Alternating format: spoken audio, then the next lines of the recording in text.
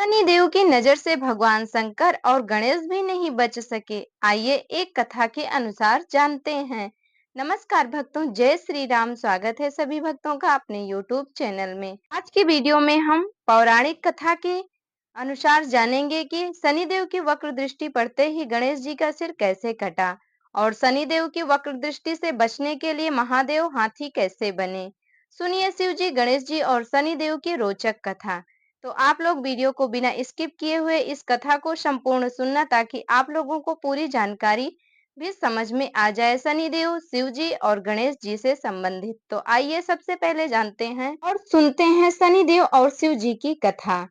शनिदेव से संबंधित एक पौराणिक कथा के अनुसार एक समय शनिदेव भगवान शंकर के धाम हिमालय पहुंचे। उन्होंने अपने गुरुदेव भगवान शिव को प्रणाम कर उनसे आग्रह किया, हे प्रभु, मैं कल आपकी राशि में आने वाला हूँ, अर्थात मेरी वक्र दृष्टि आप पर पड़ने वाली है। शनिदेव की बात सुनकर भगवान शंकर हत प्रभ रह गए और बोले, हे शनिदेव, आप कितने समय तक अपनी वक्र दृष्टि मुझ पर रखेंगे। शनिदेव बोले, हे नाथ, कल सवा प्रहर के लिए आप पर मेरी वक्र दृष्टि रहेगी। शनिदेव की बात सुनकर भगवान शंकर चिंतित हो गए और शनि की वक्र दृष्टि से बचने के लिए उपाय सोचने लगे। शनिदेव की वक्र दृष्टि से बचने हेतु अगले दिन भगवान शंकर मृत्युलोक आए। भगवान शंकर ने शनिदेव और उनकी वक्र दृष्टि से बचने के लिए एक हाथी का रूप धारण कर लिया। भगवान शंकर को हाथी के रूप में सवा प्रहर तक का समय व्यतीत करना पड़ा और शाम हो गई, तथा शाम होने पर भगवान शंकर ने सोचा, अब दिन बीत चुका है और शनिदेव की दृष्टि का भी उन पर कोई असर नहीं होगा। इसके उपरांत भगवान शंकर पुनः कैलाश पर्वत पर लौट आए। भगवान शंकर प्रसन्न मुद्रा में जैसे ही कैलाश पर्वत पर पहुंचे, उन्होंने शनिदेव को उनका इंतजार करते पाया। भगवान शंकर को देखकर शनिदेव ने हाथ जोड़कर प्रणाम किया। भगवान शंकर मुस्कुराकर शनिदेव से बोले, आपकी दृष्टि का मुझ पर कोई असर नहीं हुआ। यह सुनकर शनिदेव मुस्कुराए और बोले, मेरी दृष्टि से ना तो देव बच सकते हैं और ना ही दानव, यहाँ तक कि आप भी मेरी दृष्टि से नहीं बच पाए। यह सुनकर भगवान शंकर आश्चर्यचकित रह गए। शनिदेव ने कहा, मेरी ही दृष्टि के कारण आपको सवा प्रहर के लिए देव योनि को छोड़कर पशु योनि में जाना पड़ा। इस प्रकार मेरी वक्र दृष्टि आप पर पड़ गई और आप इसके पात्र बन गए। शनिदेव की न्यायप्रियता देखकर भगवान शंकर प्रसन्न हो गए और शनिदेव को हृदय से लगा लिया। इस प्रकार से शनिदेव की वक्र दृष्टि शिव जी पर पड़ी और शिव जी को अपना रूप छोड़कर, देव योनि को छोड़कर पशु बनना पड़ा, हाथी के रूप में। फिर भी शनिदेव की वक्र दृष्टि उन पर से नहीं हटी। इस प्रकार से थी शनिदेव और शिव जी की कथा। आगे की वीडियो में हम कथा के अनुसार सुनेंगे कि गणेश जी का सिर कैसे कट गया शनिदेव की वक्र दृष्टि पड़ते ही। आइए जानते हैं और सुनते हैं गणेश जी और शनिदेव की कथा। एक कथा के अनुसार भगवान श्री गणेश भी शनिदेव की नजर से नहीं बच सके थे और उन्हें भी शनि की वक्र दृष्टि का सामना करना पड़ा था। आइए जानते हैं कैसे।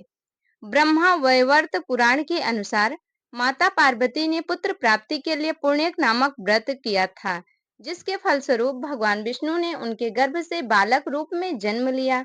जन्म के पश्चात सभी देवी और देवता शिव पार्वती को बधाई देने और बालक गणेश को आशीर्वाद देने के लिए बारी बारी से उपस्थित हुए, परंतु शनिदेव ने बालक गणेश को ना तो देखा और ना ही उनके पास गए।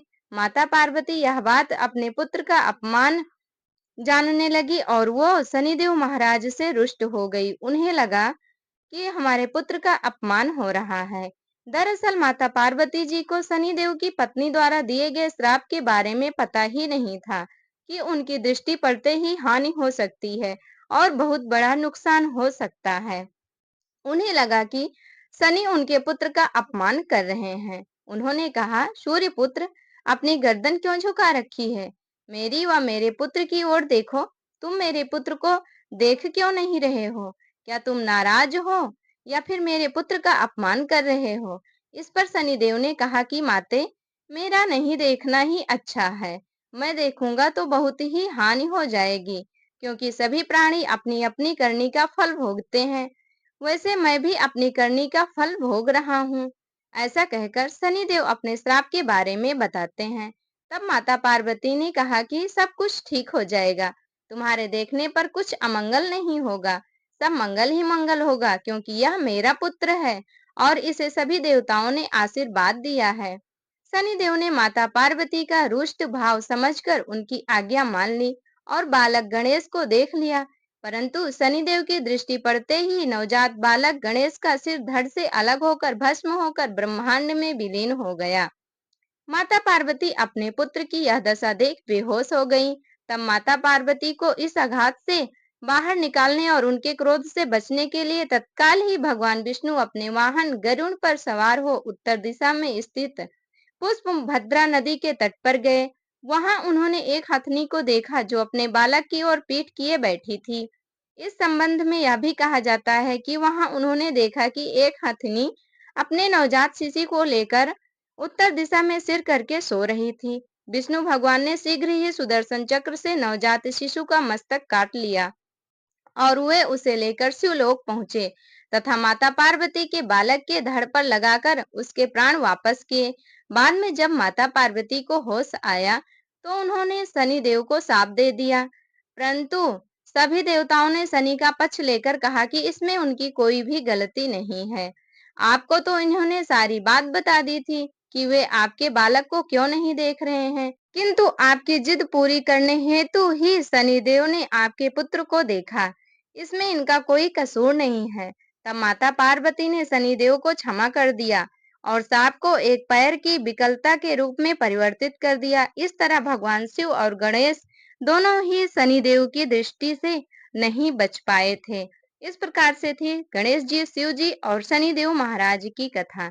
तो प्रिय भक्तों, शनिदेव महाराज की दृष्टि से कोई भी नहीं बच सकता है। इससे अच्छा यही है कि हम शनिदेव महाराज को प्रसन्न करके ही रखें। शनिवार के दिन हमें हनुमान चालीसा का पाठ करना चाहिए, शनिदेव महाराज की चालीसा का पाठ करना चाहिए।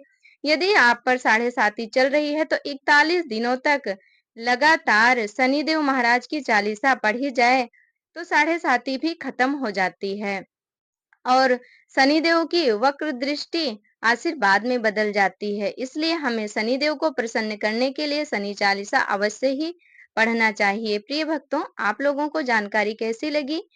ये कथा और कहानी आप लोगों को अच्छी लगी होगी तो वीडियो को लाइक कर देना।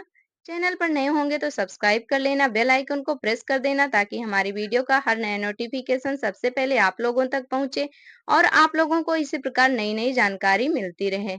हमारे साथ जुड़े रहने के लिए धन्यवाद। हमारे साथ प्रेम से बोलिए ओम सन शनिश्चराय नमः।